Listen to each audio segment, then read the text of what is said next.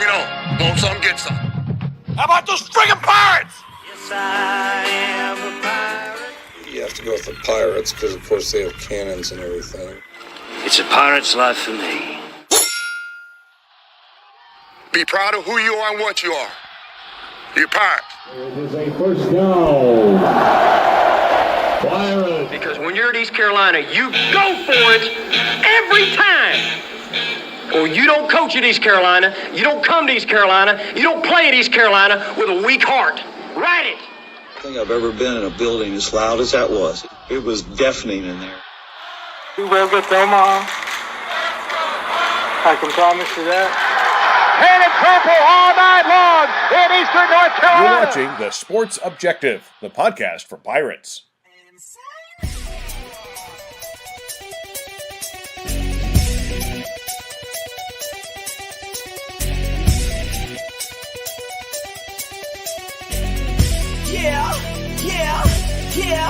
Yeah. My heart is purple and gold. I'm a pirate down to my soul. And I don't back down, not at all. Find out when the cannons explode. All right, welcome into the Pirate Football Playback right here on the Sports Objective. It's Sunday night. Pirates lose badly, 55-24 in Charlotte. My name is Dave Richmond, along with my good friend Kyle from LaGrange Barber, the happiest man on the planet right now. How are you? Beat UTSA, but so much for fun. Charlotte beat us by 31. Hey, Houston, do you think we can win a game? Look, man, that sucked major donkey dick yesterday. Sorry to the folks that don't like me to use profanity, but that was horrible. Bubba Rosenbaum, how's it going? I've been better, within the realm of pirate football, and that's for sure. That's about as low as it's been in my lifetime of 40 years or so now.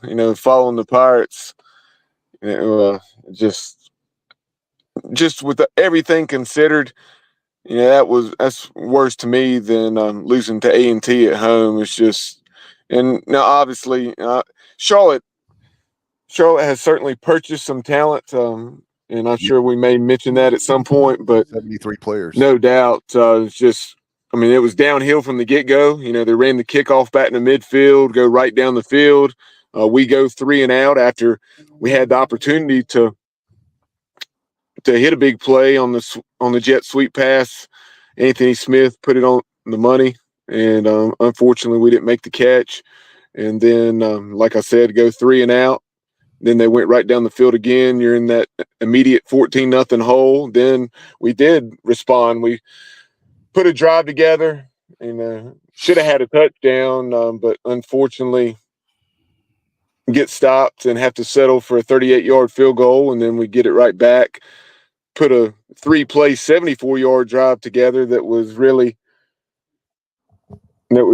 started on the deep ball to Chase Sowell, going from the right sideline to Charlotte's side of the field, and then give John David Baker credit there. Excellent call. We lined up Parker Moore at tight end on the right, and had Tyler Savage as the left tackle, and then shifted Winston Wright from the backfield, and then Chase Sowell and Parker Moore out wide into a trip set, and then Tyler Savage wide open, and Jake Garcia put it on him. But far too much inconsistency, and we'll dive into a lot of the specifics later on. But it was just mind-numbing. I never would have thought I would see Charlotte put up 55 points and 500 plus yards, 300 plus on the ground, just setting program records with what they did on the ground. Yeah, they hadn't scored over 21 points all year, or 24? They had to come from behind to beat Gardner-Webb. They beat Rice by 1 point. Oh, my God. Yeah, and they had beaten Gardner-Webb 27-26 after trailing 20-3 or 17-0, like you said, down to them 20-3 late in the third quarter. And then there they have 31 points against us. And, I'm on a bit of a tangent right now, and there are a lot of other numbers about this one that are just staggering that we'll get into as the show goes along. But a very dark day to be a Pirate. Now the question is, after this open date, how will we respond in 2 weeks up at West Point against the Black Knights, who improved to 5-0 yesterday?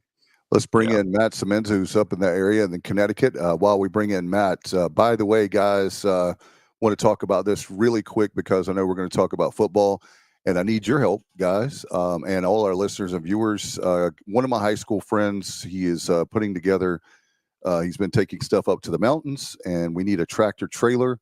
We're actually going to do a thing here locally in my town of Williamston where we're going to pack a whole tractor trailer full of stuff on Saturday, October 26th. But make sure, I know there's a lot of people in Greenville and all over the state of North Carolina that are doing things, and we're going to try to do something here also in the Sports Objective. But I think a GoFundMe page. But think about that, about all the devastation in Western North Carolina. We're going to keep doing that. And like I said, if anybody has a tractor trailer, they can donate, meaning so we can take up a load, then let us know. We're working on that right now.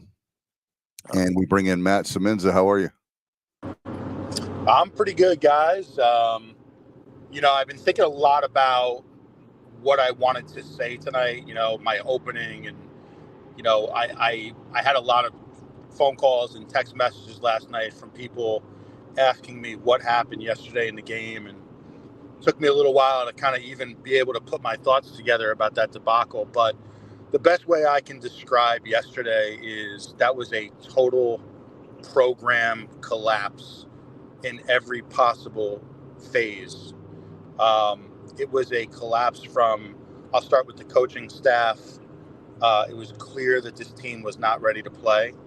It was clear that they were not prepared and that we had a terrible game plan offensively and defensively. In addition to that, it was clear that the players just did not want to be there yesterday. You could see it from the opening kickoff. The body language was poor. There was no excitement whatsoever.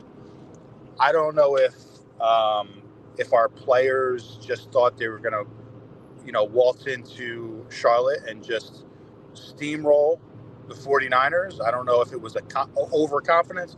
I don't know if it was just a complete, we're going to take the week off and look forward to Army. But what we saw yesterday was a total program collapse and really a complete indictment on this coaching staff in year 6 with Mike Houston. And I'm just going to say, by the time this show's over, nobody will have any idea, or nobody will have any questions about where I stand on that issue. And just looking forward to breaking it all down. Yeah, no doubt. And one thing that I've said repeatedly, and it all started with the Appalachian State game, was we were exposed. The book on how to beat the Pirates is out there. You take deep shots because we're susceptible to the deep ball. You run the ball even if it's not working to play ball control because we go 3 and out so fast on offense, and even when we score fast. So you go 3 and out, you turn the ball over, or you score really fast. And so all you have to do is dominate time of possession, and by the fourth quarter, third quarter, the defense is going to be worn out, and then you're going to start gashing us for runs. And the problem, the biggest problem I have, and when I look going forward, is once you've been exposed and there's no way to fix it, you're going to get your ass kicked every week, unless the team you're playing just isn't capable of doing that to you. And we do have a couple teams on our schedule that aren't capable, but we have many that are. And we can't fix it. The reason we can't fix it is because all John David Baker knows is tempo. And we're not executing the tempo offense. We're not playing complementary football. And this will continue. The time of possession will continue to be a huge problem. You go back to last week, the win against UTSA, they're a spread tempo team also, and we were able to win time of possession and we won the ball game. But when you lose time of possession, 41 minutes to 19 minutes, you're not going to win. And the tape's out on how to beat the Pirates, and it's going to keep happening. And Army will be a disaster because that's their whole game is ball control, run it down your throat, ball control, ball control, ball control. So in 2 weeks from now, unless there is a football miracle, that's going. Oh boy, I just don't. I don't see any way to fix it, and that's the That's the scary part. You can fix mistakes. You can fix coaching. You can fix. All right. You look at the mechanics of with Garcia. That can be fixed. Garcia's mechanics can be fixed. Those are problems that can be fixed. But when you have a tempo based offense that can't produce, and you're going to have consistent 3 and outs, and there's really no way to fix it. I don't know, and now I'm going on a tangent. But I don't know if bringing Hauser in the second half. Hauser is better at the intermediate throws, and he seems to check into the run game better. Even though overall, I think Garcia is probably the better quarterback. That's a way to slow the tempo down a little, even though you're still going fast. You're not hitting big plays, so you're driving the ball.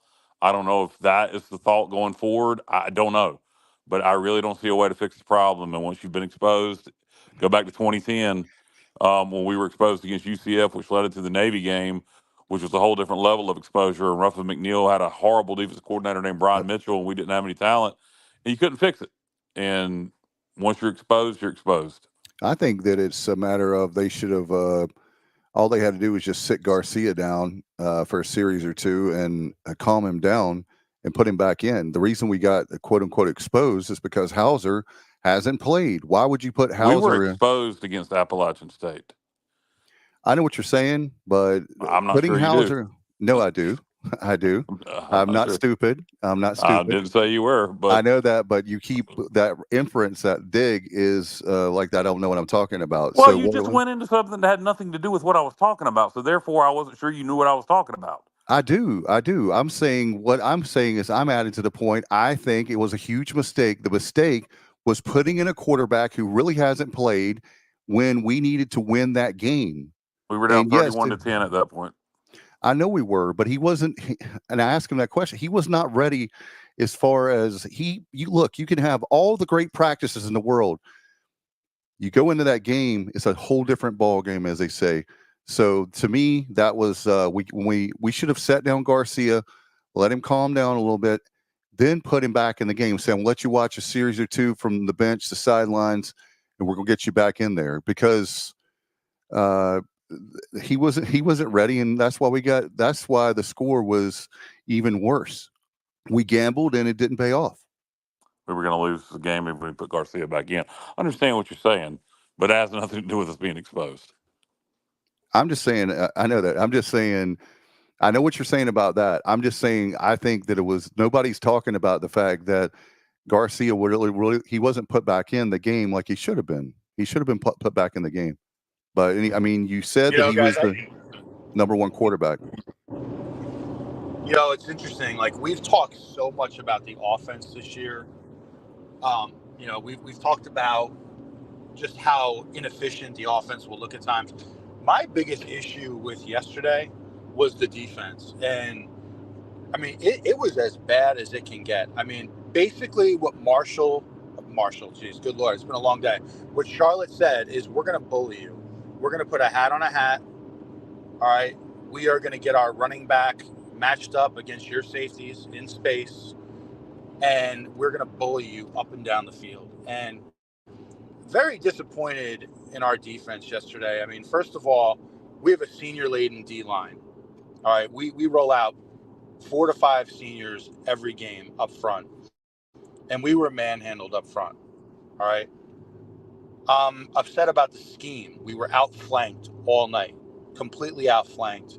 And again, I'm going to keep going back to this. Football is always it's a game of emotion. And it's always going to be about beating the man in front of you, no matter what. And last night, it was just like our guys, to use the old Roberto Duran, saying back in 1980, they said no mas. Our guys tapped out. They said no mas to Charlotte. We weren't playing Alabama last night. We were playing Charlotte. And we were allowed to get bullied up and down the field. And I'm really curious how in the world that happened to our defense. You're not talking about a good offensive football team.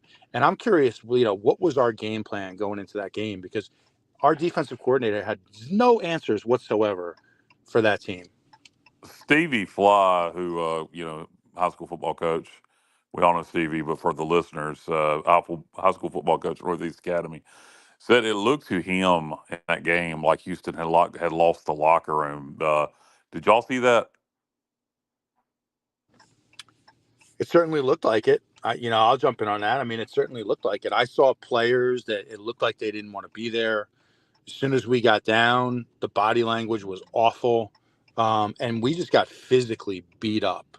And you can't let that happen to you. And I am, I'm really questioning if Houston has lost the locker room. And that's a scary thought because you're going into that game 3-2.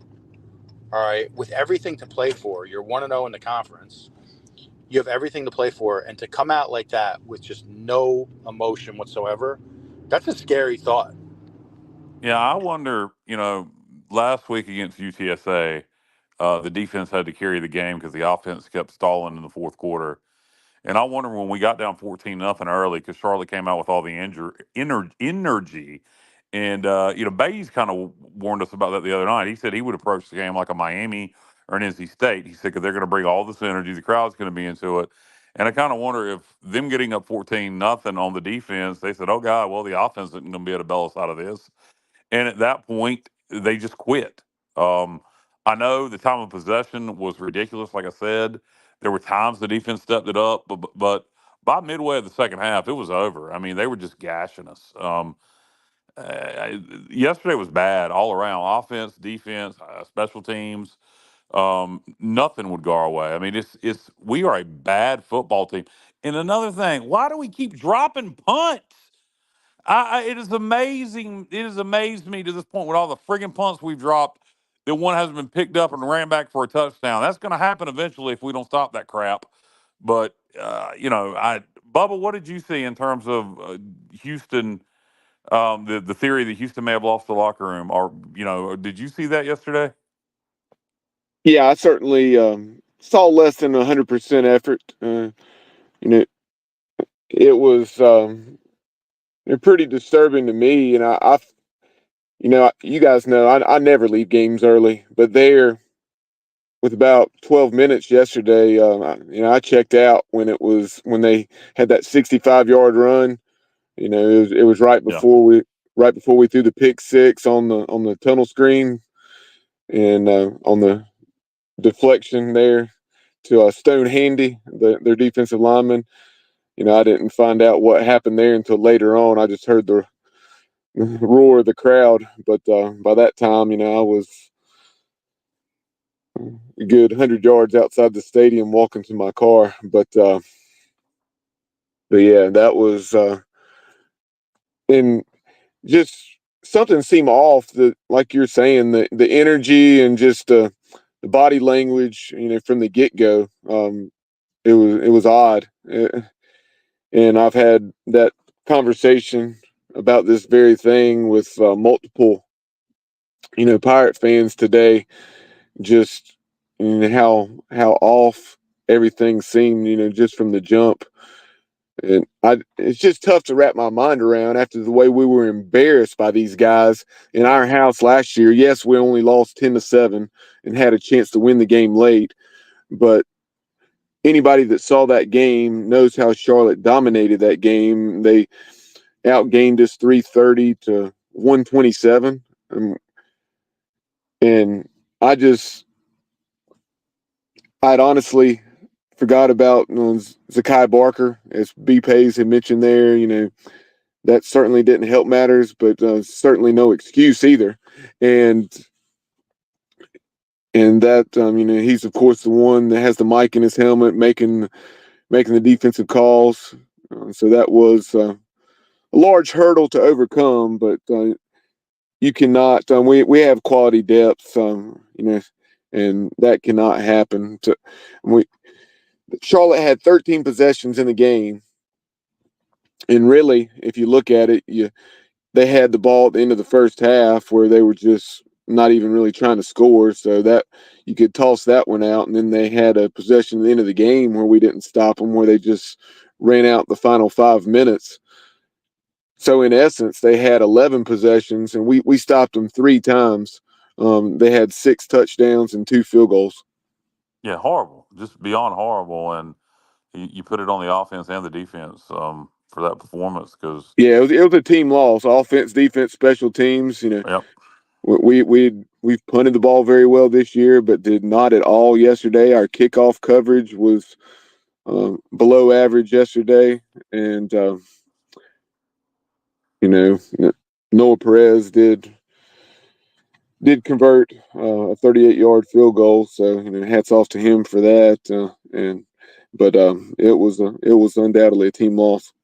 Do you think perhaps the coaching staff put too much pressure on the guys to win this game after last year's performance and Houston knowing how important this game is to his career, as we'll get into? Do you think perhaps they put too much pressure on the guys? Can't say for sure. I haven't heard anything like that. All I know is what Coach Houston said publicly. And as far as it, being a business trip, being the next game, going 1-0, and all those sorts of things. So Yeah, it's BS.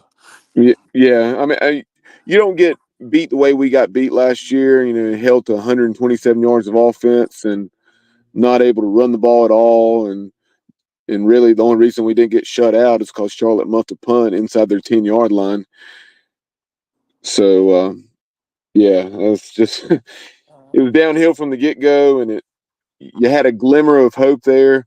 After getting down 14-0, we got it to 14-10, had a lot of momentum, but then to Charlotte's credit, they responded with a field goal and a touchdown to go up 24-10, and we had a chance. It seems like we turned it over on downs, or and then they put a drive together. I say put a drive together. It wasn't much of a drive, I don't think, if I recall correctly. And they busted out a 60 or 65-yard touchdown run there late in the half and went in down 31-10. And let's just say you could hear the disapproval from a large number of Pirate fans in attendance as Coach Houston was making his way to the locker room. And then,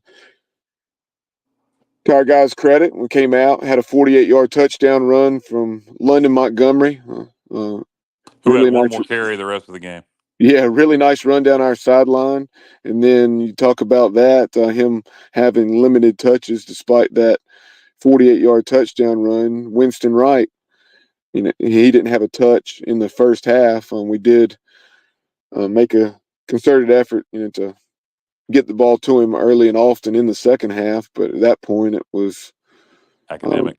yeah, very small margin for error. We obviously got it to 31-17, got a stop, had a drive going again, and then turn it over on downs there at the Charlotte 31. And from that point on, we could not get off the field, and it went downhill in a hurry. Bubba, as you're describing some of these things, I'm just getting more and more aggravated over here. I'll be honest. Yeah, And, I got to laugh to keep from getting pissed off. You really do. And I mean, look, the fact that London Montgomery, he looked fantastic on that run. He looked quick to the outside. He showed burst. He showed breakaway speed. You come out the very next possession, guys, and he's out of the game. Now, that to me is an example of what we've seen now for 6 years, and that's bad coaching. This is not a well-coached football team in any regard. And it's the same things every week. I mean, how many Mike Houston teams do we have to see that false start 3 to 4 times a game? It happens every week. We're going to clean it up. It doesn't get cleaned up. All right. It's the same things every week. Mike Houston has failed to put together a competent O-line in the 6 years he's been here. Now, the Holton Naylor senior year, I thought we had a solid O-line. Since then, it's been completely downhill. And he has not addressed that. I've seen enough, guys. Like I said at the outset of this show, nobody's going to, have any questions where I stand. I've seen enough in 6 years to know that this ship is not going to be righted. I've seen enough from Mike Houston teams to know that this is a failed project. Nothing personal against Mike Houston. It hasn't worked out. It's not going to work out. And it's time for a change. And I believe that change needs to start immediately. I would make a change at head coach, I would have already made it today. The fact that we lost to Charlotte in that embarrassing fashion is it's not something that's acceptable. It's not something that should ever happen. And the fact that it did, that's on Mike Houston's resume. And like I said, it's time for a change. How you do it, I don't care. We have people that get paid a lot of money to do that. I have a lot of ideas, and I'm happy to get into them. But I'm just going to say what's the elephant in the room, guys. It's time for a change. And it should have already happened today. And I have a feeling it's Happened at the not end of going to last happen. year. Yep. So I'm ranting. Go ahead. No, you're good. He makes $2.3 million a year, highest head coach, highest paid head coach in ECU history. One of the highest paid head coaches in the conference. Coach Monken at Army makes $2 million a year. He makes $300,000 more than Coach Monken at Army, and we ain't 5-0. For what we're paying him, the return on investment is beyond disgusting. 2-10 last year, 3-3 so far this year. We've beaten an FCS opponent. We've beaten a bad Old Dominion team. We've beaten a UTSA team that I think may turn it around because I believe Jeff Traylor is a good coach. We lost to a App State team that is actually bad. They can't stop anybody, but they held us to 19 points. We lost to a Charlotte team that is bad, and Liberty's good, but so that is what it is. There's not a glimmer of hope to me. The only glimmer of hope I see is we play three bad football teams still to go: Temple, Tulsa, and Florida Atlantic. But when that's your milestone or your goal to beat bad football teams in year six is the best you can do is 6-6, and I don't think we're going to get there. But if that's the best you can do in year six, coming off of 2-10, and you get blown out by Charlotte, it's pathetic. Mike Houston is a fraud. He is a fraud. He took over a James Madison program that had been rolling under Everett Withers. They had been winning consistently. Look, the last time the most losses James Madison has had in a season in the last decade was Mike Houston's last year, 4 losses. The program went down after the national championship he won with Everett Withers players who left to go to Texas State. It went down. It went down each year after that while Mike Houston was there, and he got out and he came here. And, credit to him initially for building this thing back up. But I think when you saw Holton and everybody's senior season, that was that 7-5 regular season, 8 wins for the bowl game. That's the ceiling here. Um, if we win, if we even get to 6 wins this year, I'll be shocked. But I'm like Matt. I'm ready to make a change now. I don't think it's going to happen. I think we'll wait. Maybe not until the end of the season, but maybe with a couple of games left in the season. If it's going to depend on what our record is by that point. If we're fighting for a bowl game, then he'll make it to the end of the year. If not, then he won't. I don't think we'll make a change this week. I'm in, like Matt and Bubba. I'm in favor of making a change now, and a lot of other people. But I think we'll wait. Unfortunately, I don't see him fixing it. And then you get into the whole: well, what if we do go to 6-6? We do beat Florida Atlantic, Tulsa, Temple. How do fans feel about that? Nobody's going to be excited at that 6-6. It would be limping into a bowl game theoretically if it happened that way, because Navy would probably blow us out. So I don't know. I think the majority of the fans at 6-6, I feel like, would want to change. He has not beaten a team from the state of North Carolina. His FBS record is horrible. The win against UTSA was his first win against an FBS opponent in Greenville in over 2 or right at 2 years. This program last year's 2-10 and the worst offense in ECU history should have been enough to say he's got to go, and it wasn't. And now we're sitting here 3-3 with wins over bad football teams, and we've been beaten by a couple of bad football teams. Charlotte and Appalachian State are bad football teams. And that's not a disrespect to App's program. They're just not good this year. They can't stop anybody except us. They gave up 60 to South Alabama and 52 to Marshall yesterday. Yeah, well, they gave up 66 or something to Clemson, and then 48 to South Al, and then 52 to Marshall, like you said, and then against us, you said 19. You were a little generous because 7 of those were Savone Revel's pick 6. So offensively, we only scored 12 points. Yeah, exactly. So I mean, that's what's so scary. That's what I keep saying. We're exposed, and I don't see any way to fix it. And it's going to be a long And season. sorry, Go go ahead. ahead. No, go ahead. A little bit more about our offense and its lack of consistency. Yesterday, 12 possessions. Yeah, we did hit a couple big plays, which set up. You had the one to Chase Sowell that set up our first touchdown there with the pass to Tyler Savage, a play or two later, and then you had the run by London Montgomery that we referenced, and then our field goal, if I'm not mistaken, I think that was set up by probably about a 30-yard pass to Jari Patterson. But point being that we continue to not execute with any consistency, and it has to be a big play most of the time. And out of our 12 possessions, we had 8 possessions that we moved the ball 20 yards or less. Yeah, Think about it. exactly, Think about exactly. that. Eight out of our 12 possessions, we moved the ball 20 yards or less. And we're going into a game here 2 weeks up at West Point where there's a premium on possessions. You So know, they do ball in, control. That's their game. in an average game, you get the ball 12 to 15 times. Yesterday, it ended up being 12. And we think yesterday was ball control where it was 41 to 19 or 40 to 20 in time of possession.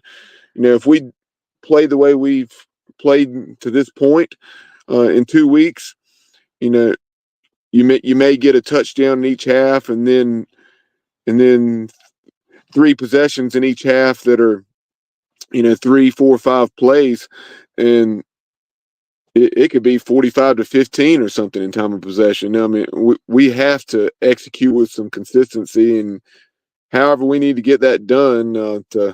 Whether we need to slow it down some, but we have to find a way between now and West Point. That's the reason I keep saying we've been exposed. And I don't think there's nothing we can do about it. Baker's young, and all he knows is tempo. He doesn't know anything else. And I'm not against tempo, but when it's not executed correctly, it is an effing disaster. You're going to get your defense in all kinds of trouble if you're not executing tempo correctly. Guys, I'm just completely unimpressed with his offense. I mean, first of all, when you're a quarterback and you're in trouble in this offense, there's no checkdowns. There's no checkdowns. Like, No. you're the quarterback, you're getting pressure on almost every play in your face, and you have nobody to check the ball down to. I've never seen anything like it. There are no checkdowns in this offense. There's, when you see blitz, you should have the ability to go hot immediately. I don't see that either. There's no timing. There's no rhythm. Um, I'm not impressed with. I'm just not impressed with the entire operation. And just for a minute, I just want to go back because one of you guys mentioned last year. Just want to make a bigger point on why I say it's time for a change. We're 2-10 last year. Maybe we had a historically bad O-line, maybe the worst in the country. What did we do to fix that O-line in the offseason? All right, let's think about this for a second. What did we do to fix the O-line? Yes, we went out, we brought in a FCS transfer from Maine, Darius Bell. All right, good job there. Okay. Outside of that, we did nothing else. Nothing. We moved Dustin Hall to center from guard. We still have Parker Moore at left tackle. Our right tackle is a walk-on. All right, no disrespect to him, but he's a walk-on. And our right guard was also a walk-on here. We can't block anybody. We can't move anybody. We didn't do enough to address the O-line, and that's been going on for so many years that's a failure by the coaching staff. It's a failure by Mike Houston. And Matt Sapp that we brought in from Florida State, he, and you can continue your point. I thought you had finished. I'm sorry, but Sapp that we brought in from Florida State, and kind of something along the same lines, perhaps, of Omega Blake, just was not a fit and didn't cut it and left after spring ball or during spring ball. Yeah, where's he playing now? Probably somewhere doing a great job, like Blake is at Charlotte. Yeah, I don't know. I need to look that up. it. There's just no positives to take away at all from yesterday. There's nothing you can look at and go, well, at least I feel good about that. Outside of maybe Montgomery. Besides that, there's really no positives from yesterday at all. And something else, I talked about it yesterday on the fifth quarter, and Caton said he had been wanting to say that and thinking about that, and glad that I mentioned it. The Chad Morris factor. We could have hired Chad Morris. He plays at SMU. There you go. I need There I you need go. to They're pretty I, good. They're competing I for the need to see how ACC much he's championship. playing at SMU. Oh, he's probably I starting. yeah, if he's starting or even playing a good amount, that will be We very frustrating. clown show. But you look at the fact that we could have hired Chad Morris. And because I'm assuming of Mike Houston's ego and wanting to have control and not wanting somebody on staff that has more football knowledge than him, he has to have total control. You can tell he's very egotistical. Um, so we didn't hire Chad Morris. Well, Chad Morris is the passing game coordinator at Texas State. Their head coach is their OC. They have the number one offense in the Sun Belt. His son, because Texas State didn't need a quarterback, his son is now the starting quarterback at North Texas and Yeah. is the number one passing offense in the American. So we could have had Chad Morris and his son here right now, but old Houston decided to put his career in the hands of an unproven 30-some-year-old from Ole Miss. So, your ego got your ass in trouble here, Coach. And just think right now, if we had Chad Morris and his son, what our record would probably be. Just think about that for a minute and try not to throw up. That's hard. That's a hard reality. It's a hard reality. But you make a great point in that Mike Houston in a make or break season put his faith into an unproven offensive coordinator, and that is biting us in the ass right now as much as humanly possible. And like I said, this offense can't execute. We can't execute without false starting. We turn the ball over constantly. We have no checkdowns. We don't even put the right personnel on the field. How about the fact that Kelly, who is a very good tight end, and I've seen it with my own eyes, has disappeared from the offense. Completely Insane. All right, insane. London Montgomery, all right, and people can talk to me about, well, maybe it's blocking, maybe. It is. Look, That is part of it. He does struggle with pass blocking, but you yeah, know what? Then when you put him on the field, get the ball in his hands. get the ball in his hands. He showed something yesterday. He showed some burst. It's not like our other running backs have been very productive. So look, I'm not trying to, be negative against the players, but there's just no positives from yesterday. And Alan Vick had a great question. I'd love to address that, guys, if I can. Sure. Well, just I don't know if we even if you don't put it up, what was the question? If you remember it, and go ahead and answer well, it. it was regarding changing the coach mid-year, and I have a lot of thoughts on that, Alan, and I think that's a legitimate point. But what I'll say is this: I think this is the perfect time to change the coach, and I'll tell you why. Number one, you get a jump start, all right, on basically starting your search for your next head coach. You now have several months to go through that process. You can work back channels. You can call, coaches' agents. You can begin that process right away. We're going into a bye week. So now you have essentially, 2 weeks to kind of get things back in order. I don't think it impacts recruiting whatsoever. Yeah, you might lose a handful of guys. That's okay. The new coach, whoever that is going to want to bring in his own guys anyway. And Portal. now with the portal, Yeah. I mean, think about this from the portal perspective. If we were to lose 5 guys from this recruiting class, who cares? We'll just go out and work the portal. So I don't see any downside to it. I really don't. I think it's time. I think it would be a breath of fresh air for the program. And now is the perfect time to do it. Going into a bye week, like I said, do it now. Don't wait. Yeah, and another thing about that is two points. One, if you do make the change now, which we're not going to, not this week, but if you did, you you could if you're John Gilbert, and God knows I don't know if he has the ability to show any personality, But you could get up there and do a rah-rah speech. You could say, what has happened the last 2 years at East Carolina is unacceptable. That is not our standard. And right now we're having a call to arms from our donors and our boosters. We're asking you to step up. We need money for NIL. We're going to have to buy out Houston's contract. We need money for the new head coach. We want to hire the best coach possible. And you have my commitment as your athletic director right now that is not the standard for East Carolina. Our standard is to compete for conference championships, and we are going to do it here at East Carolina, and we're going to get the right guy for the job. And you could start that now. And to your point about losing recruits in the transfer portal, if you can go get a sitting FBS head coach, I like Coach Helton at Western Kentucky, makes $900,000 a year, had multiple 9-win seasons, played for a couple conference championships, somebody that's very obtainable for us. Coach Helton at Western Kentucky would probably bring in a large number of his players with him because that's the environment now. If you can hire a sitting FBS head coach, and there are several out there we can get that are making a few $100,000, if you can believe it, and we're paying Mike Houston 2.3, they'll just bring their offense with them. It happens all the time now. Look no further than Vanderbilt. So, I mean, that's New Mexico State's offense that they're winning with. But, it's not going to happen, but I'm with you, Matt, for the same reasons.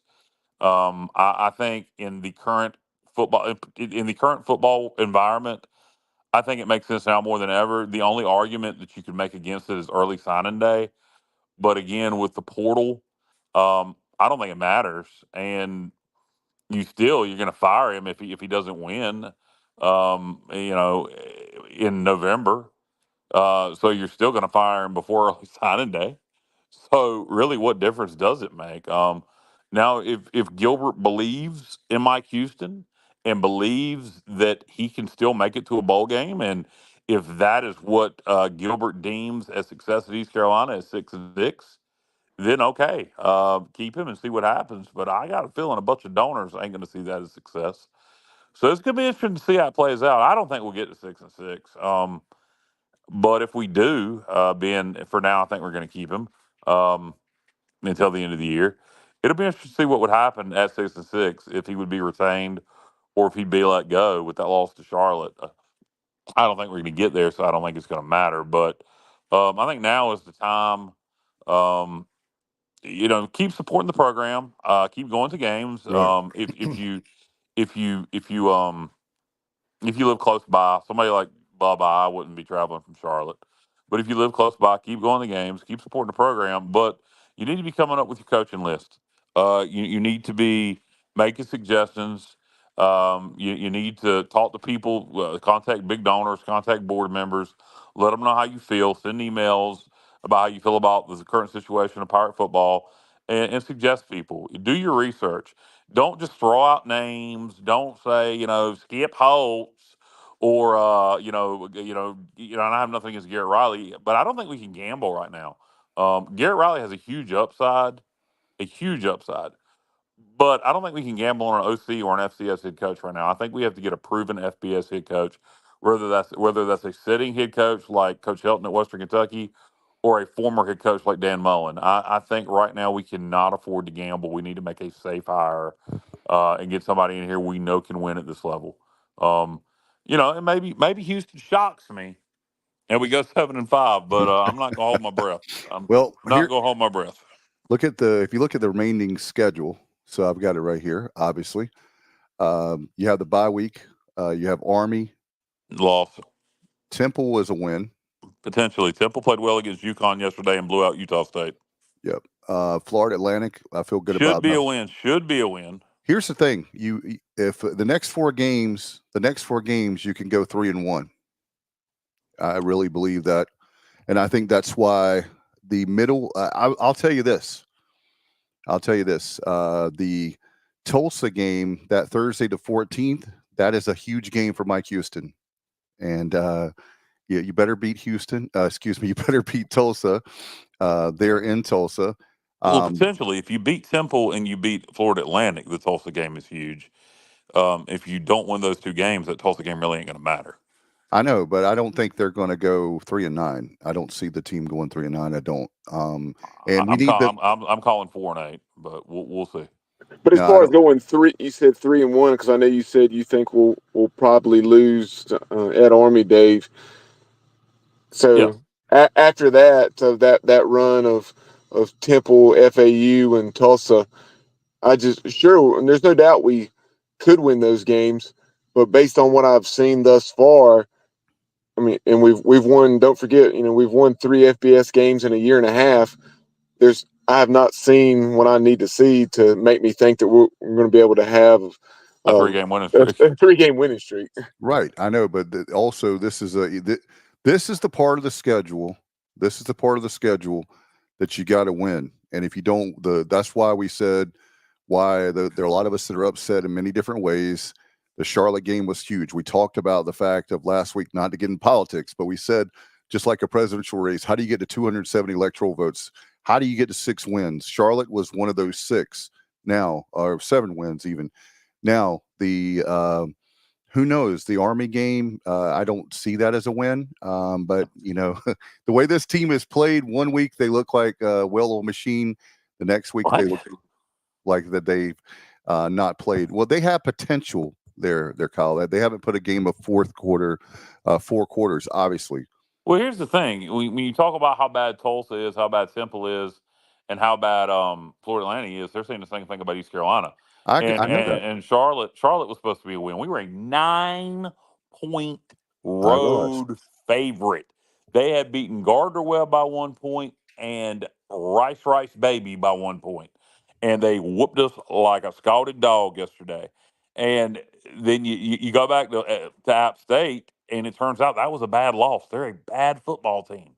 So we have lost to 2 bad football teams with App State and Charlotte. And so I don't have any confidence that we could put together a 3-game winning streak against other bad football teams. I don't. Thankfully, 2 of those are at home, which you would think would be an advantage. But we've won 1 FBS game in Greenville in the last 2 years, so we'll see. But again, let's say we get to 6-6, and then North Texas and Navy boat races us. How's everybody going to feel at that point? I mean, probably not too good, but we'll see.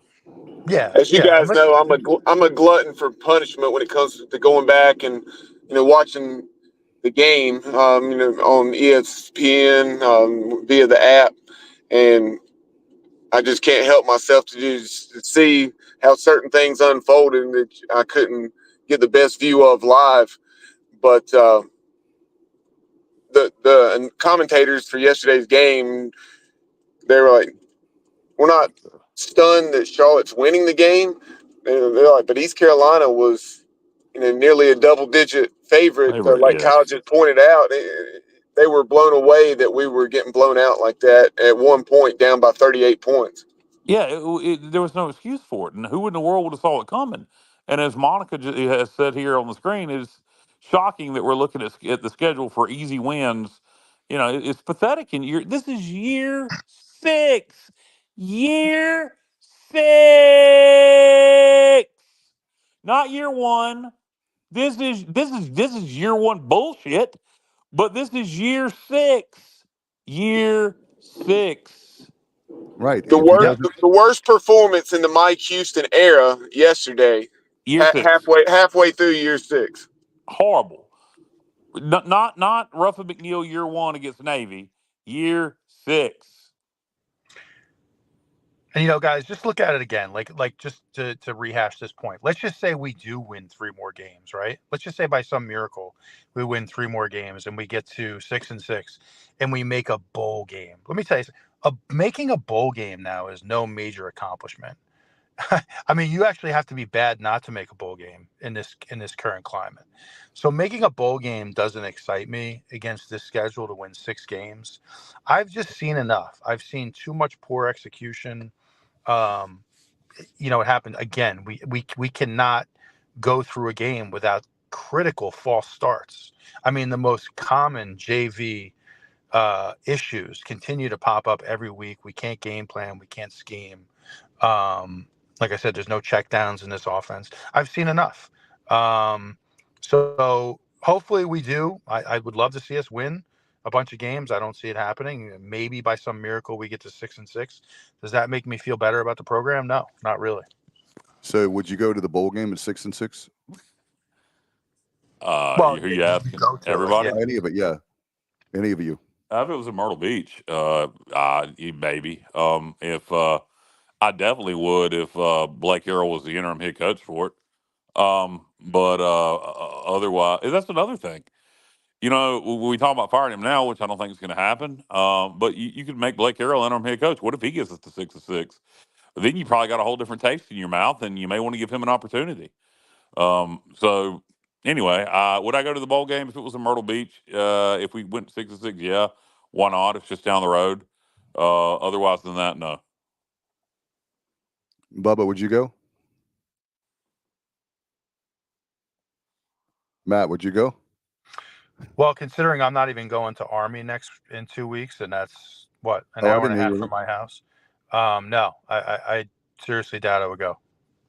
I There's guess I'm just by my other lonesome. ways. I guess it's just me. I mean, there's just other ways right now I would spend my money.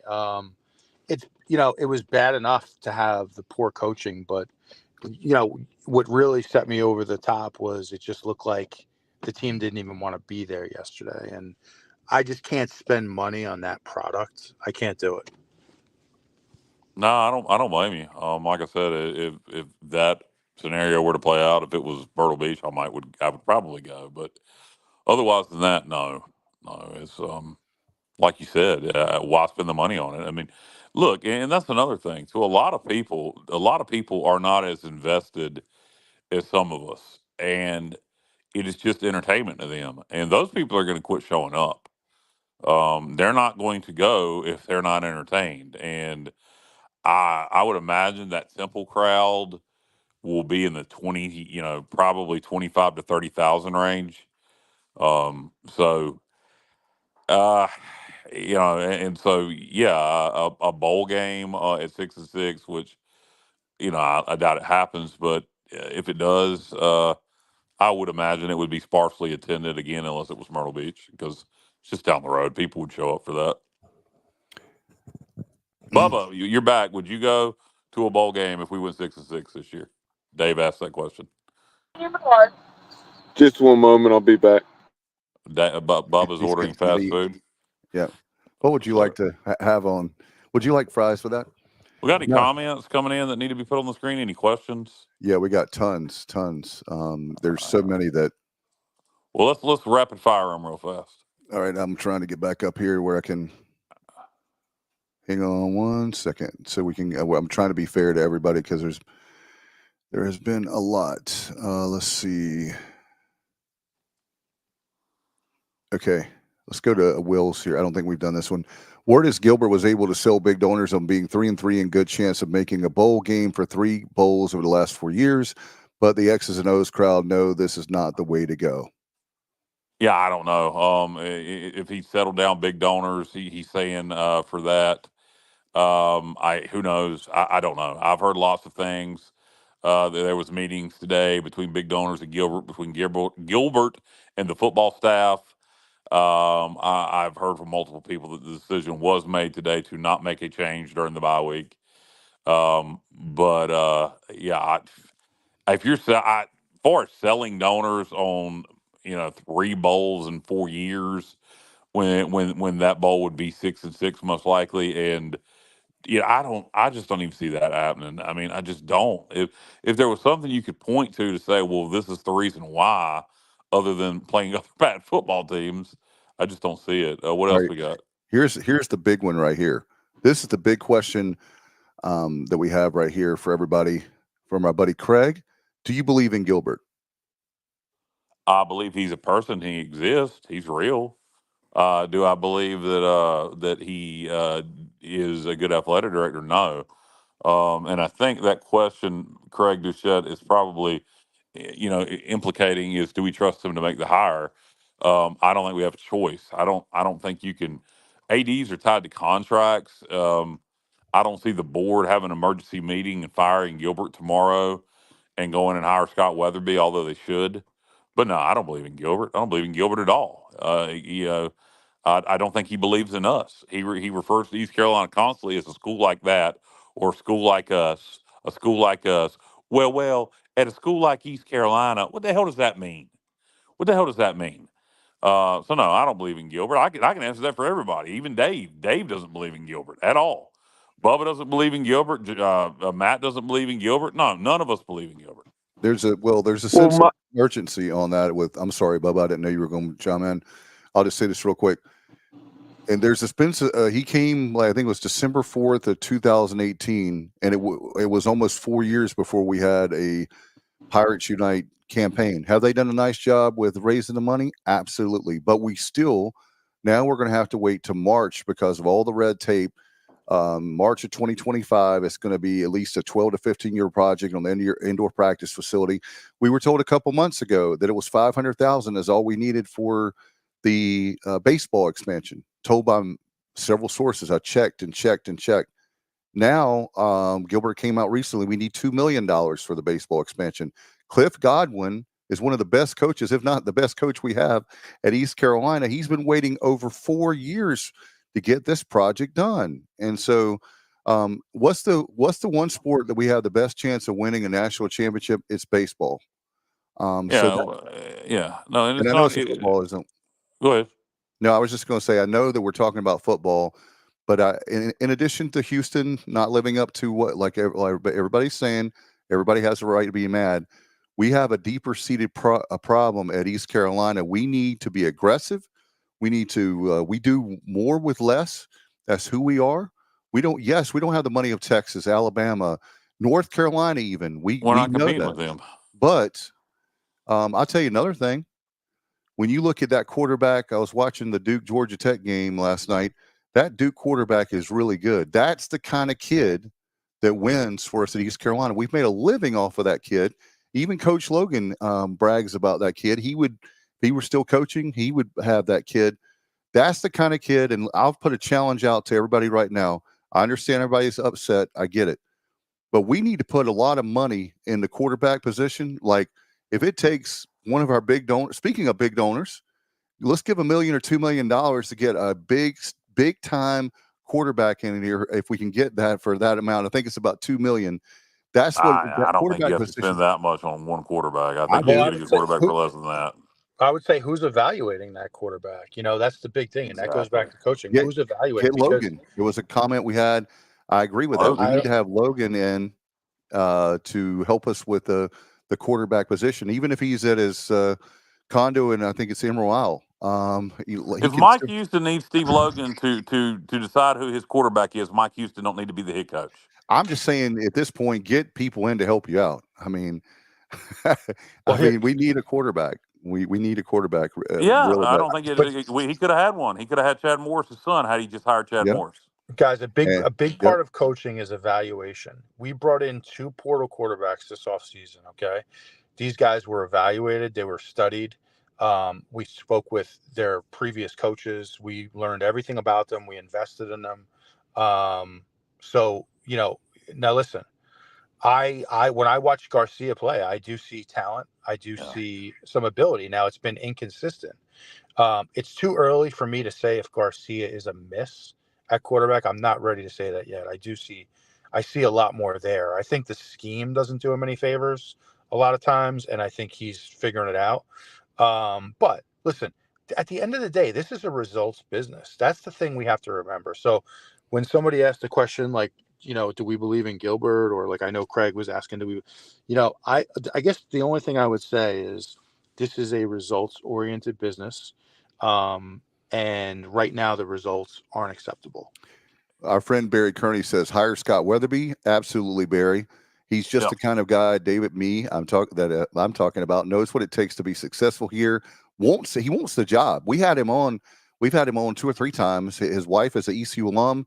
He learned from one of the best, Terry Holland. Absolutely, Barry. You and I agree on a lot of things. We all agree on that. Yeah. We all love Scott Weatherby. Weatherby could come in. I'm sorry, Kyle. Go ahead. I'll just say this real quick. Weatherby can come in right now, as Kyle was talking about, a rah-rah. He's a rah-rah guy, and you want to talk about donors giving a lot of money? There's a lot of stuff that we need to do, and I'm not going to talk about that to waste time and go on a tangent. but there's a lot of stuff that we need to improve on our game day experience that a Scott Weatherby will have that handled, and we'll fix that. Hell, you just do a combo hire. Bring Scott and just tell him to bring Chris Creighton with him, and we're good to go. So that would be fine. Weatherby's great. Weatherby treated Bubba just unfortunately left the podcast. That would be back, but I was there with him. oh yeah, it would treated you. You know, I know Bubba and his dad got there earlier, and you know they were given a multiple hour tour of the facilities personally by Scott Weatherby, and that's a no brainer. But unfortunately, and the reason Dave Hart hired his boy John Gilbert. So there's some people here that were angry at Terry Holland at the end of his tenure because he didn't kiss their ass enough. Yep. And he wanted to take the Pirate Club and put it directly under the athletic department with, answering directly to him. And they got mad at him and ran him out of town. And they don't want anybody here that was involved in the Terry Holland administration the last time we were any good for an extended period of time. And Scott Weatherby would do a great job as AD. And tremendous. Yeah. So, we need a new head coach and a new AD. I think we'll get a new head coach unless we get to a bowl. And then even then, I'm not sure he'll keep his job at 6-6. The AD situation becomes a little more complicated. And, maybe if everybody likes to hire, potentially, that Gilbert makes, maybe the opinion of Gilbert changes by some of us. But from the outside looking in, I don't have faith in Gilbert to make a good hire. And another thing I would point out to people, and to Gilbert, don't listen to big money donors about who to hire. If you want to listen to them about firing Houston, okay. But don't listen to them about who to hire because big money donors don't know anything about football. They're millionaires. They got other things to do. Talk to people that actually know something about football if you can't make the decision on your own. There's a lot of coaches out there that would do a great job here. Like I said, that situation really, even though we're all mad and we want to change now, that situation will take care of itself with Mike Houston. We either make it to a bowl game or he's fired, and even at 6-6, he might get fired.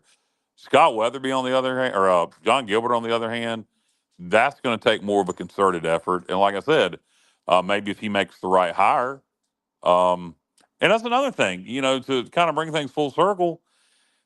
If he would make the decision now and show some balls and really make a statement, like I said, saying we're not going to accept this at East Carolina, and I promise you we're going to make a great hire, but I need your help. We need donors to step up. I think a lot of fans would applaud him for that. But Gilbert ain't got the guts to do that. And he, I'm sure this is going to piss a lot of people off, but in the over in the athletic department, but that's all right. They can get over it. I guarantee you they'll continue to take my money. Well, I tell you, that's the one thing I was going to say about the fans. Keep in mind that we need every single dollar, right? So when you don't show up for the games, that's your prerogative. Your tickets are it's the season ticket. Like Bubba, if he doesn't show up anymore, they already got his money. So the people like that, if they want to make a statement by not being there, then that's fine. To other people that are casual fans that aren't season ticket holders, it's entertainment to them, and those people aren't going to be entertained by a bad product. So you can't expect them to keep coming. And yeah, kind of along those lines, the first 6 games I've been to every single one. I just got to thinking about it. As far as the amount of time spent, and obviously I do it because I love it and I love the Pirates, but it's just Bubba, you cut out on us, but what he was alluding to is the amount of time. I've spent 37 hours in the car, driving to all of our games, and just some of those things like that. When it comes to time and money, and just time away from my family, because my family did go to the UTSA game with me, but those other times, just unfortunately, I was traveling solo or with friends, and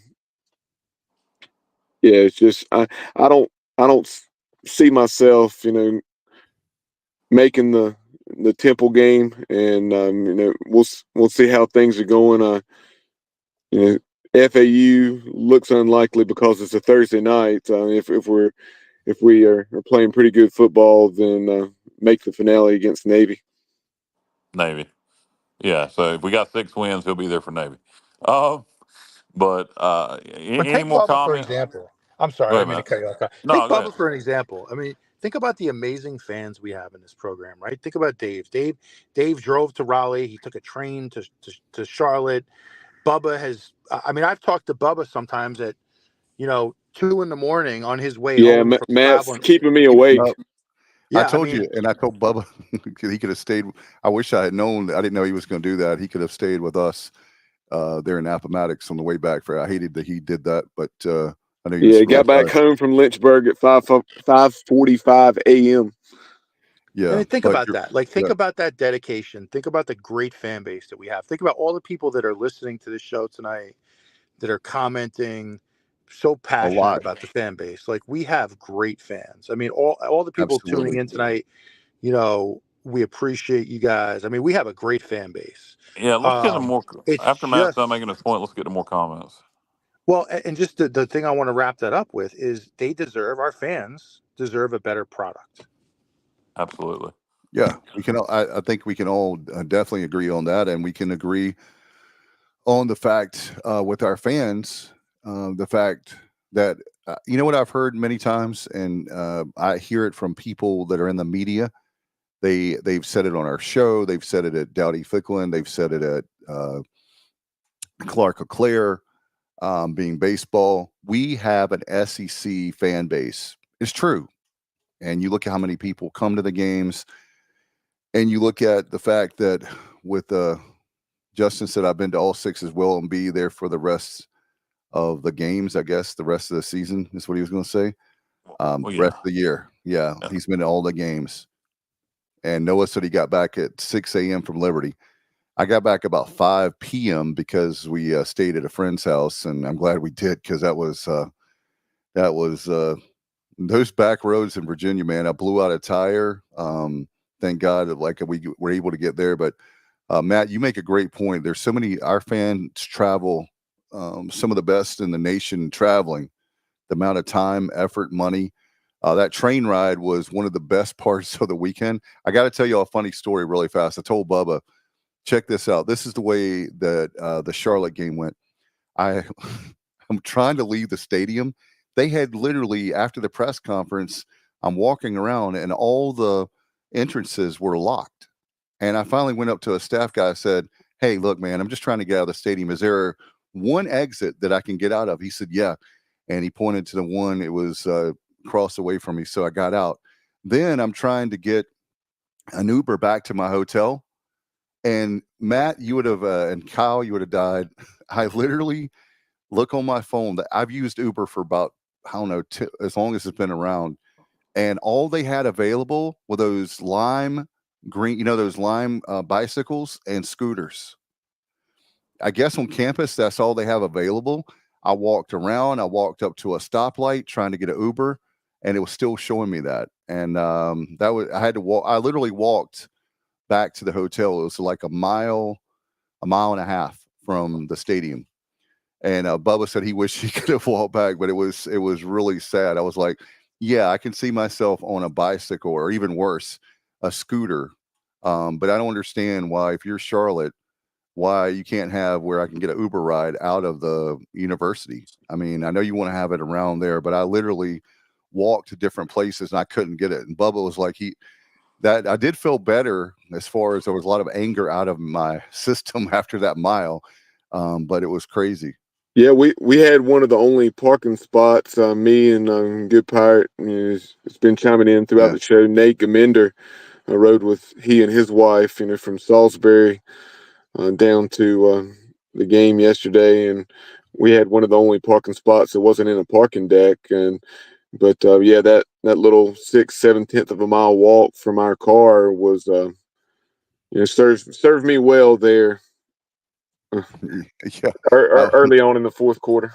Yeah, we're gonna get some more comments by people. Yeah, let's go for it. Yeah, because we got a huge crowd tonight. Right. And, So kind of going back to the topic earlier, if a move is made, Adam Sullivan chiming in, mentioning former East Carolina walk-on quarterback and holder Joe Sloan, who is the offensive coordinator for the Bayou Bengals down at LSU. Oh Yeah, yeah. Joe Sloan is somebody that again maybe a huge upside. But man, I just wouldn't gamble on anybody right now that hasn't got FBS head coach experience. We can't afford to gamble. But I get why Joe Sloan would be suggested. He's a Pirate offensive coordinator at LSU. Not the move I would make, but that's my opinion. Monica says the Charlotte press conference said it all, and we saw that last evening as well, of course. And she said clear that our players gave up early. They were just talking about how you could see it in our defenders' eyes, and they didn't want any part of coming up and making tackles. And we've been a very good tackling team, be it on defense or special teams this year.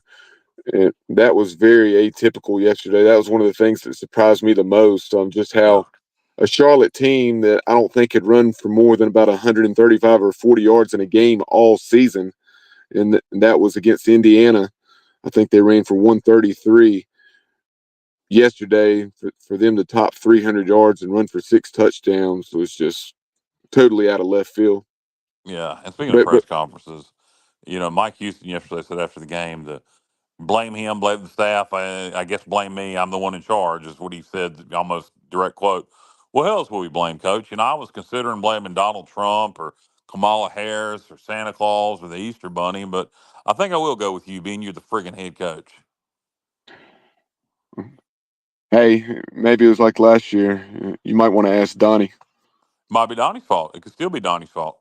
Donnie the scapegoat. It's another thing. I guarantee you right now, if we'd have had this talent that we have now on offense and Donnie was still the OC, we'd be better off because at least our offense would match our defense in terms of time management.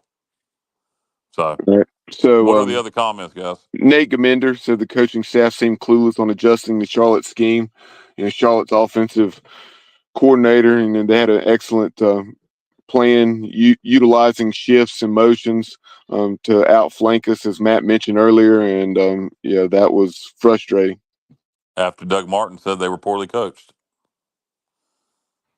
Yeah, I was surprised. I was pretty surprised. I mean, obviously he can only go on what he had seen up to this point, and I hadn't seen enough Charlotte film to know, how much of that they had been utilizing, and then how much of that they had kind of kept in their arsenal for East Carolina, because they certainly had a bit of a unique approach a year ago with how they attacked us, and so yeah, that was very surprising that we didn't handle that shifting and motioning approach from Charlotte better. Get it out. We got several more. Rapid fire maybe. Strawberry Wine chimes in and says Army will completely destroy us. Agree. Jonathan says it's a shame that this program, with all of its resources and talent, continue to underperform year in, year out. It blows my mind that we're so far behind on the football field. It does. It's bad coaching. It's bad coaching. It's simple as that. William Landon, appreciate you chiming in as always, Will. He said if we leave the defense on the field for 40 minutes against Army, they will score 60 on us. And yeah, that was at least the second, maybe third or fourth time this year that we've had the defense on the field 40 or 41 minutes.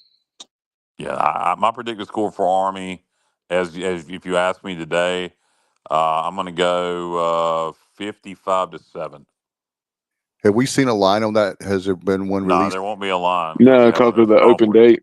Oh, that's right. If they win next week, they'll be 6-0, potentially in the top 25. They're just outside right now, so watch the bottom half of the top 25 next week. Navy and Army are both just out of the top 25. So they could potentially be in the top 25 if they win next week. I would expect minus 17 would be my guess.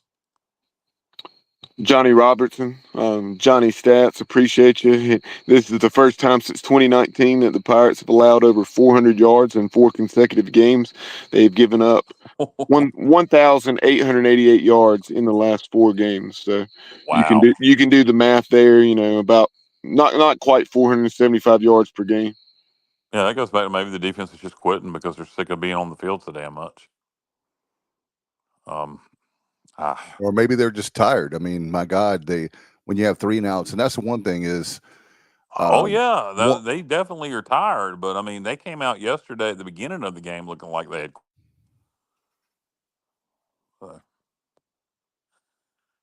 Did our staff Right. allow fall? Did our staff allow fall break to be a distraction? I don't know. I mean, you would certainly hope not. Not in year 6. They know what fall break is. So you would certainly hope not. And some players have to have some accountability on that for themselves. O-line has been a huge problem in the Mike Houston area. We talked about that earlier. Matt really honed in on that. It has been consistently a problem.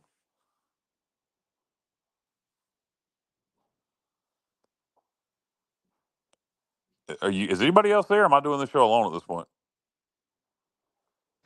I'm here. I was waiting for another comment to pop up. Okay. Did we lose Dave? I think maybe Dave cut out. No, I'm right here. Bubba was putting up the comments, so Dave needs to go back. Cut out. Yeah, apparently. Dave, can you go back to putting up the comments? Sure. Let's see. Let me see. Yeah, Strawberry Wine says Army is a 23.5 point favorite against UAB. UAB. Oh, by the way, UAB is worse trash. than us, if you can believe that. They had I saw, by the way, guys, when you're having a bad day as a Pirate fan, we talked about that. Remember, guys, we were talking about was that this is year 2 for Trent Dilfer. We could not understand that hire. They're 1-4. They got, speaking of boat race, what was it, 70-some to 14 or 20 by Tulane? Yeah. It was really bad. They put 70 on them, but Tulane's really good. Tulane would probably done that to us too. But it was bad. It was a bad hire, but particularly considering when Bill Clark retired because of health issues before the season started, 3 years ago now. The interim head coach took them to a bowl game, and they didn't keep him. He's now the first-year head coach at ULM, and they're 4-1, and just upset James Madison. So nice job, UAB AD. Real nice job. Here's another one. James said, JDB says it's on the players. Remember that? JDB said it was. Put that back up. I don't remember that.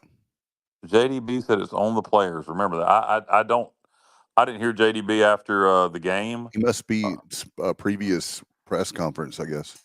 I don't know. Can you elaborate on that? When did he say that? I can recall. So, I mean, I know he said something along the lines of the players needed to develop more of a killer instinct, and that was after the App State game and the Liberty game.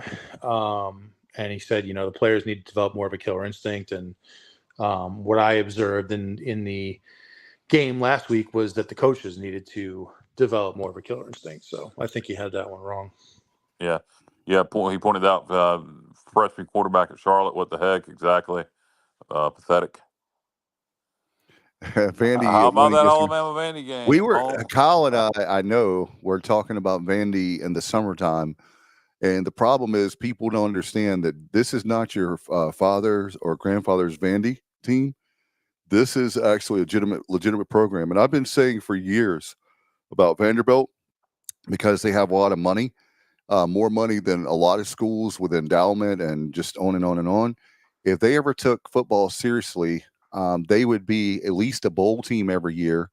And who knows? They're not going to win the SEC. I'm not saying that, but they wouldn't be the embarrassment they were like when we were growing up. And they've got a great coach. And now I tell you one thing, Gilbert, let's have Vanderbilt on our schedule because Nashville is a really cool place to see. And I'd love to have Vandy here also. Vandy's a good example of exactly the difference between their head coach and Mike Houston. Their head coach knew in year 3 his job was on the line, and he went out and hired Jerry Kill to be his assistant head coach. He let Jerry Kill bring in his offensive coordinator from New Mexico State, and then they brought in their quarterback from New Mexico State because Jerry Kill retired because of health reasons. He got epilepsy. And so essentially they have two head coaches right now. And that was checking your ego at the door. And guess what happened? They beat Alabama. Meanwhile, we're losing to Charlotte. We could have done the same thing. We could have had Chad Morris and his son here playing quarterback, Chad calling plays. But instead, Houston's ego got in the way, and we hired John David Baker. And James says that was a couple weeks ago for John David Baker about the Matt cleared it up. Yeah. So we got a big one here. What are your thoughts on Big John? He's saying we seem to get manhandled and seem to be gassed in the second half. It seemed to be a point to conditioning. I think it's simply because our offense is not on the field enough and our defense is on the field too much. That's a simple answer. Yeah, I agree with that, and that's what I was talking about being exposed. In terms of conditioning beyond that, I couldn't comment. Matt, you played at this level. What do you see from our conditioning? It's hard to tell about the conditioning. I mean, I can tell you what I observe is that we, in terms of size, we are not the biggest team. I mean, we're just not. Like, I don't know what it says in the in the book or what our guys are listed at, but we do not have. If you look at our defensive line, I mean, we have a lot of guys who are probably 6'1", maybe 270, 275. You look at the size Charlotte had up front yesterday on their O-line. I mean, we looked tiny compared to Charlotte. So I think we have a lack of size defensively. And I think, I'm not ready to say I don't know enough. Without seeing that, I don't know if it's a conditioning thing. But I think from a size perspective, we got completely demolished yesterday physically. And completely worn down. So it's just hard to say if it's conditioning or without being in the building. Yeah. All right, guys. We got any other comments? Yeah, we've got a few more that I want to get to before we wrap things up. Monica, I don't think we got to this one earlier. Remind me if we did. She said, shocking that we're looking down the schedule to find the weakest teams to beat. Yeah, we did. We talked about that. All right. What about James here? James saying that the Pirates should pull in Oklahoma what they did, bringing Bob Stoops in to coach the bowl game. When everything went down with Lincoln Riley, obviously different situation there. One game as opposed to half a season. James said, bring back Steve Logan as an interim coach for the remainder of the season. Let's don't say we did. Just having someone on the sideline that the fans respect would keep the fans. Well, that's why I suggested Shankweiler, but I was shot down by that by Holton and Caton, who played with him on staff recently. So maybe that's not the right choice. They had no problem. They said put Blake Harrell in charge, is what they said. He said it would also work out great for Hauser and Garcia to be tutored by Logan for the next 2 months. Yeah, I don't think Logan would do it. No, Doug Martin probably would. Doug Martin probably would. Yep. But right, wrong, or indifferent, regardless of what your thoughts are, whether you would agree with it or not, and obviously it's not going to happen. It's totally out of left field, but it would definitely get some butts in the seats with some folks. Sure, but you're not going to bring somebody here from the outside. No, not at all. Hey, not at all. Craig says, "Come on, Kyle, we can have a Steve Logan neck towel promotion." Brought to you by Gatorade. I was Logan. I like Logan. Matt played for him. I don't know if Matt wants to talk about Steve Logan or not, but that's not going to happen. Yeah, I don't think Logan's going to put his legacy on the line at East Carolina to come back to coach a handful of games. No. Oh, people were saying hire Biff. Oh my God. Hire Biff. No, let's don't say we did. Did you guys get to this comment from Nate? He said, Dave, we haven't played a complete game or clean game yet and have struggled against all FBS opponents. I'm waiting for Mike Houston to show us something different in year 6. I agree wholeheartedly. That's what I was talking about. There's bright spots. So there's 4 quarters to a game, and it seems like not yesterday, obviously, but a quarter and a half is probably what our most that we played consistently in games. Oh, here's one. This is the guy that I really love, coach wise. I really love Rich Rod. I agree. What's up, Pays? Well, Rich Rod would be a good hire. The only thing about Rich Rod is age. That's why I go back to Coach Yeah. Helton at Western Kentucky. He's in his 40s. He's an air raid guy. Consistent 9-win seasons. Played for Conference USA championships. Makes $900,000 a year. Is in year 6. They're 3-2 right now. They're only lost to Alabama and Boston College. The Boston College loss was by 1 point, and that's a good Boston College team. And they beat Toledo, and Toledo's pulled off some upsets this year where they got upset by Western Kentucky. Helton at Western, and his dad was the head coach at Houston back in the '90s. His brother's the head coach at Georgia Southern. He put together a great staff here. But Rich Rod would be somebody I would contact too, Pays. The only thing with Rich Rod is his age. But he's somebody I'd give a call. I told you my dream pick, and I know this long shot. Cliff Kingsbury. Listen to this, guys. In the last 3 weeks, the Washington Redskins have put up 38 points, win, 42 points, win. Today, 34 points. They beat the Browns, a win. They are 4-1, and he's an air raid guy. Yeah, I don't think we're going to get Cliff Kingsbury, but I would I would certainly have no problem with that, but that's not going to happen. But I'd have no problem with it. I'll tell you guys one name. I would just keep it in the back of your mind, and a guy who did a historically one of the best jobs in college coaching history at Mississippi State, and that's Dan Mullen. Yeah, I like him a lot. Yeah, I'll tell you, I don't know. For me, the question is, it's not a question if Dan Mullen can coach. I mean, he can coach. He is a tremendous coach. I think the question is recruiting. Where is he at this point in his life? Does he want to go back to the grind? Does he still have his heart into that type of grind? I would definitely reach out to him when the time is right and at least test the waters, because if he's focused and if he's like hungry to coach again, I mean, he's a home run. I mean, you really can't do much better. You remember he likes Greenville. Remember he came to that game. He really loves Greenville. So he's another one that talks about how great our fan base is. Bill Clark, not the Bill Clark that gives money to ECU, but the other Bill Clark, the former UAB head coach who retired young because of back issues 2 or 3 years ago now. I would give him a call, see how his back's doing, because all he did was win at UAB and Jacksonville State prior to that. Yeah, Dan Mullen certainly did more with less at Mississippi State. Relative to the competition there in the SEC West, and got them with Dak Prescott, all the way up to number 1 in the country for 2 or 3 weeks. But well, the reason I like Pays with Rich Rod, but the reason I keep talking about Helton and the Pays mentioning Rich Rod is talking about the portal. They can bring their guys with them. A lot of head coaches do that now when they get new jobs. They could bring their quarterback, their running back, some O-line pieces with them.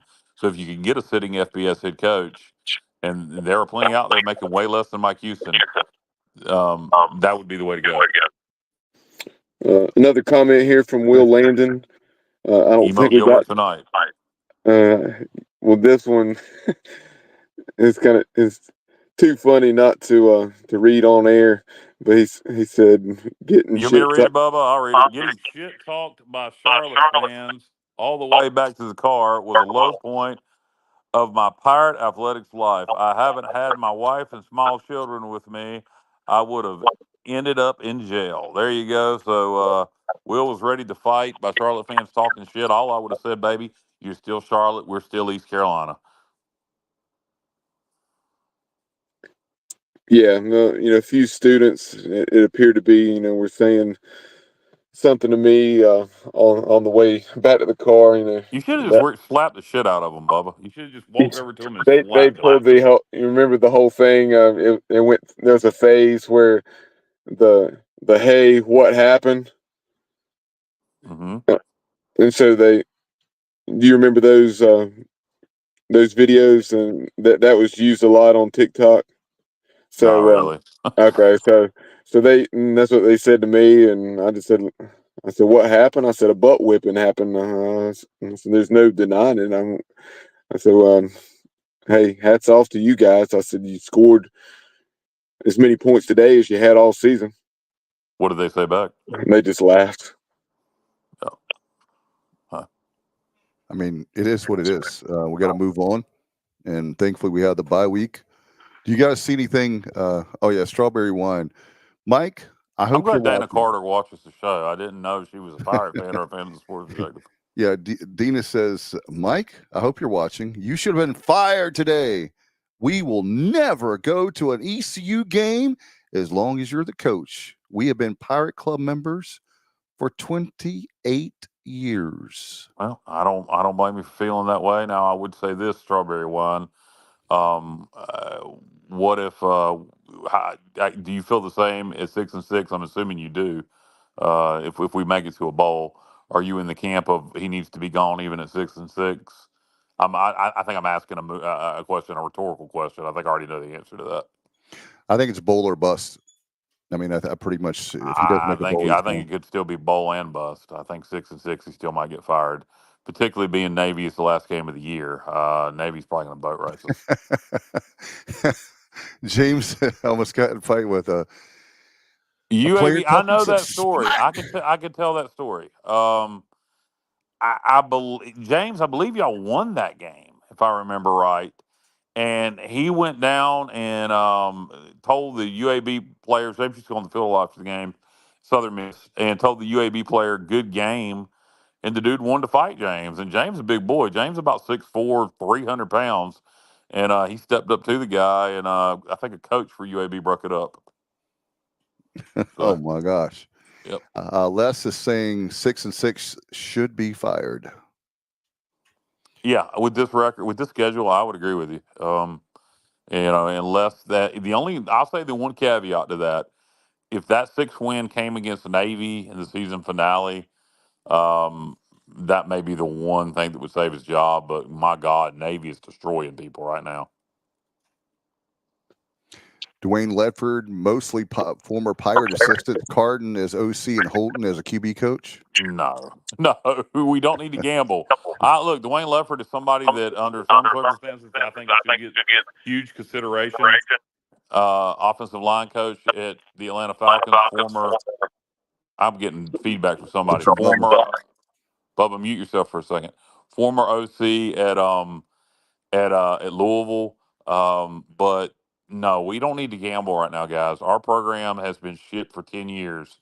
We don't need to gamble. We need somebody with FBS head coaching experience, not FCS head coaching experience, not a coordinator. We need a coordinator if he has FBS head coaching experience and he's been successful. But we need to hire somebody with FBS head coaching experience. Somebody like I'll keep hammering it home, Coach Helton up at Western Kentucky, as Pays mentioned, Rich Rodriguez, Jacksonville State. Somebody like that would be my direction. We need to make a safe hire right now. Monica says begging to go 6-6 is not acceptable. The goal is competing for championships. Agree, 100%, Monica. James is saying 6-6, no way. 4-8 or 5-7. See, I see we're going to win more. That means you're saying that out of 6 games, we're going to go 1-5. I think 4-8 or 5-7 is my record. Is my suggestion. Not suggestion. That I'm with him. I think 4-8 or 5-7 is what we're going to. That's my guess also. Pace says Mike Houston will be the first coach in ECU history with a losing record who has had 5 or more years. Wow, that's an interesting point, Pace. Jay says Logan said we need someone with NFL experience managing players being paid. Oh, that's where Tom Arnhart got that from. Okay. Well said by Kyle. Program has been underperforming for 10 years, says Bobby. Yep, exactly. That's why I don't think we can afford to gamble right now. Will says if they fire Houston at year's end, I don't trust Gilbert to make the right hire. Just give me a call, Gilbert. I'll steer you in the right direction. The thing that's so challenging about hiring a head coach at East Carolina is you have to hire not only the right guy at the right time, but you have to have the right scheme in place. You can't just line up and try to play. Mike Houston tried to play power football at East Carolina, and it just didn't work. You have to have somebody with the right type of scheme that can work here. Yep. I would love to go to a spread option scheme similar to that would be Rich Rod. The Coastal, Jamie Chadwell. Yeah. I think one of the beauties of that offense is it does cover up a lot of your deficiencies. It's not something that defenses see every week. And so again, it's not just the coach, but it's got to be the right scheme as well. And that's Yeah, what's really hard to find. you get that with Rich Rod spread option, and then Coach Helton at Western Kentucky runs an air raid. So I think either one of those would be good choices. All right, Robert makes a great point. Forget about this. When is the Purple Gold World Series? That's November, right, guys? Off the top of my head, Bubba. I believe that's right, November. Matt, how did you feel about playing? How did you feel about Houston back in the day, playing against Coach Helton's dad? I can't even remember his Lon name. Helton. No, the Love Coach. Clay Helton. No, Clay Helton's the head coach at Georgia Southern. Oh. And Matt's gone. No, I'm Bubba's here. gone. Can you hear Bubba's me? gone. I'm Matt's here. still here. Yeah. Bubba's gone. How did you feel about playing those Houston teams back in the day under that Coach Helton? I know we had a shootout with them down in Houston. Geez, I Yeah, want to say that 90, was like 98. 90. Yeah, and I think it was like 96. 97. You're correct. 97. Had a real shootout down there. Yeah, I mean, at that time we were ahead of Houston in every way. I mean, and then they've obviously gone far past us. But at that time we were ahead of Houston. I always thought he was a good coach. Yeah, he was, and both of his sons are good coaches. And Kendall says that the Purple Gold World Series is November 1st, 2nd, and 3rd. And he's asking, how much would it take to get Rich Rod? Not much. I can tell you, Helton makes $900,000 at Western Kentucky. I have not researched what Rich Rod is making at Jacksonville State. I would guess probably $700,000 or $800,000. So both of those guys are guys we can afford. We pay Houston 2.3. By the way, anybody's curious about his buyout? That was a question. He's got 2 years left on his contract. His buyout would be $2.8 million, 1.4 for each year. It can be paid over time. So his buyout is really not an issue. It's 1.4 million. So just almost $1.5 million times 2. That's his buyout. So it's really not that big of a deal. Million. Yeah, 2.8 Rich million. Rod is $600,000 at Jacksonville. $600,000 at Jacksonville State. $900,000 for Helton at Actually, yeah, I just looked that up. Pays. I mean, he actually started off at 500,000, but then with the success they've had, it is currently in 2024 base salary of 800,000, and then he can earn bonuses up to 195,000. So potentially as much as right at $1 million. Either way, we can pay both those coaches, Helton and Rich Rod, significantly more. And I'm Correct. going to tell you people right now, you're all familiar with Rich Rod. Go research Coach Helton at Western Kentucky. Go look what he's done. 9-win seasons, conference championships, pulled off upsets over Power 5 opponents. A very laid back guy, very Southern. If you watch his press conferences, explain things, does not mind answering questions, gives details on things, no ego. I think he would fit in great here. But I like Rich Rod too. But Rich Rod's in his 60s. And look at this. I don't know how much time, how much longer he wants to coach. He got a 2-year contract extension through the 2030 season, so we'd have to buy that, right? Yeah, but the buyout is not going to be that big of a. No, the buyout will not be his full amount. Right, I know that. So, I was wondering how much the. Yeah, I don't know. That's a good question. You have a buyout clause in your contract, so I don't know what that would be for either one of those two coaches. Craig says, give Rich Rod $900,000 to pay the Houston the 1.4 buyout, and we're even. No, you don't give Rich Rod. And Rich Rod's not coming here for $900,000. Nope. You probably offer him. And again, I'm not begging people to research Helton. You all know Rich Rod. That's why you're going with it. Yeah, Rich Rod's 61.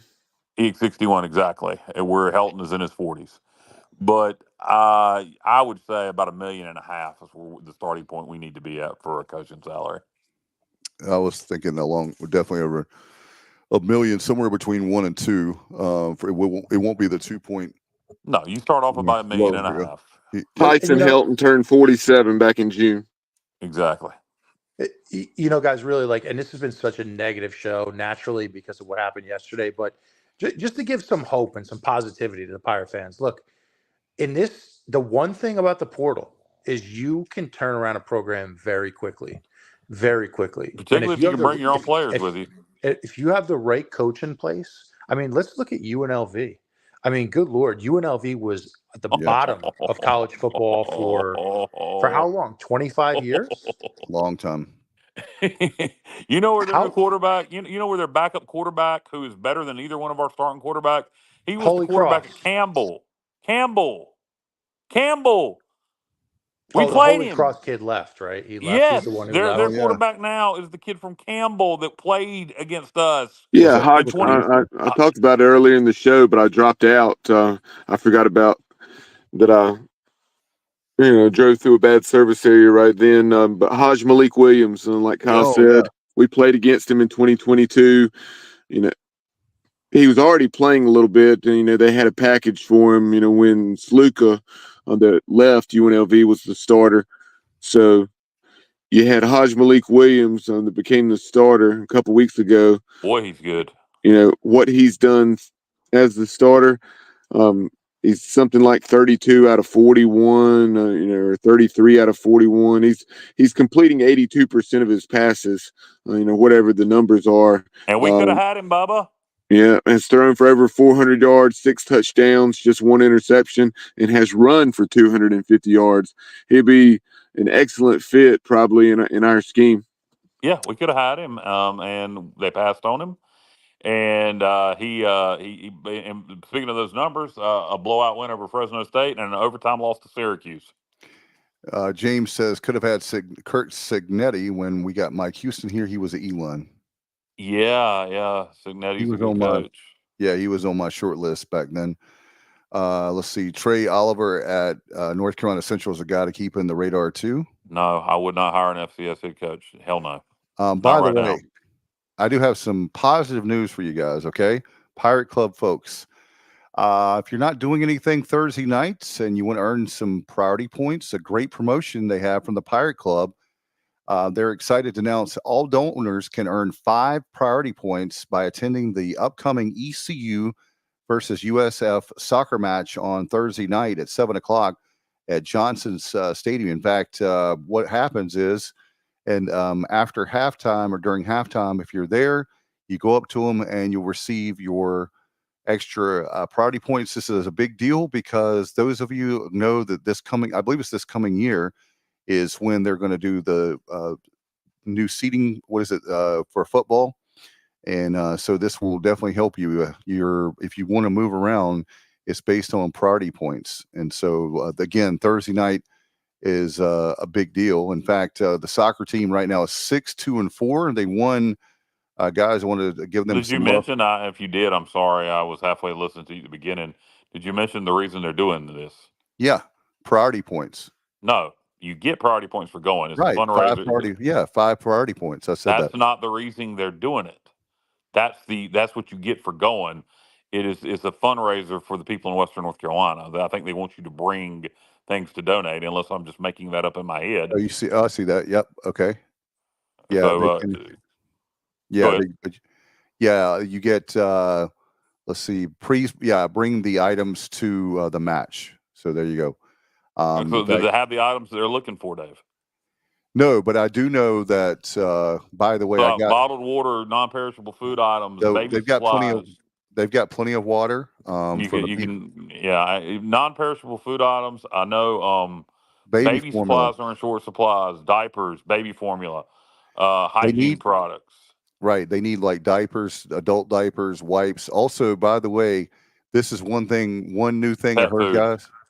They need winter items because it's going to get down to the 30s this week, 30s to 50s in that range at nighttime. And they need, this is when it gets cold in the mountains, starts to get cold. And so they need all winter items. If you think about that, gloves, coats, blankets. I was talking to a friend of mine. We're putting together a drive literally where you bring items at the end of October. We'll be talking more about that, but we're trying to get a tractor trailer. Maybe Justin, we can partner with him too. But anyway, they need winter items. That's the latest I've heard. I had not heard that until this afternoon when I was talking to a high school friend of mine. He went up there this weekend. He's going this Friday morning. He's leaving again. By the way, another thing is there are a lot of people that they're taking like their SUVs and just putting a whole bunch of stuff in there. It's very difficult right now to get tractor trailers to different areas. So if you have like a big truck or SUV where you can pile a lot of stuff in there, that's one of the things to local churches there in the western part of the state. Want to give that a shout out. So if you're looking to help out, tractor trailers are great, but we can get more vehicles that can get more stuff to people as well. Yep. All right, guys. All right, guys. You have anything else? Nope. Justin said he might be able to make it happen. Hey, Justin, partner up with the Sports Objective because we have a lot of people here. You know, we love people. We love the Pirate Nation as the best fans on the planet. And let's work together and we'll get the word out. You know, Justin, how much we think of you and the Queen Anne's Revenge. Even though that Kyle didn't want to ride with you, it's okay. Of course, he will be to this game, so that will be a difficult ride back for sure. So anyway, and then Alan Vick, he said we really need to do what we can for Fort Western North Carolina. Let's not forget football is nice, but there are people going through some really tough times right now. People need to remember that when you get upset about a football game, I heard people screaming on a call-in show last night over a football game when people are suffering, just saying, I love my Pirate football, but it pales in comparison to life and death. Absolutely. I I mean, agree with but you. I'm a cancer survivor, and I was screaming, so I know about life and death. And but you get passionate about things, but absolutely, that kind of thing on in Western North Carolina takes precedence over any football game. And he said, Justin says, I'm welcome to ride. I'll ride anytime. I'll ride anytime, Justin. Just let me know. We'll definitely do it and we'll have fun for sure.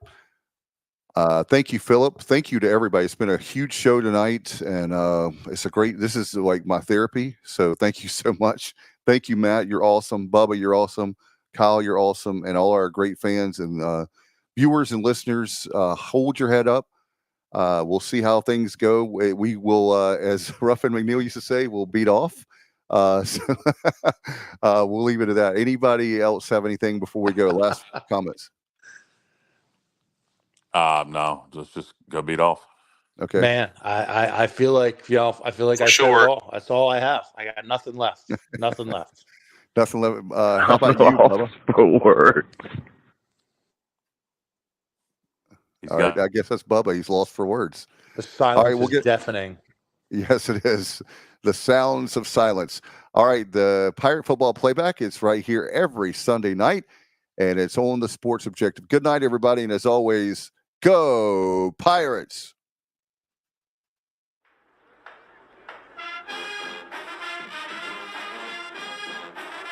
You're watching the Sports Objective, the podcast for Pirates.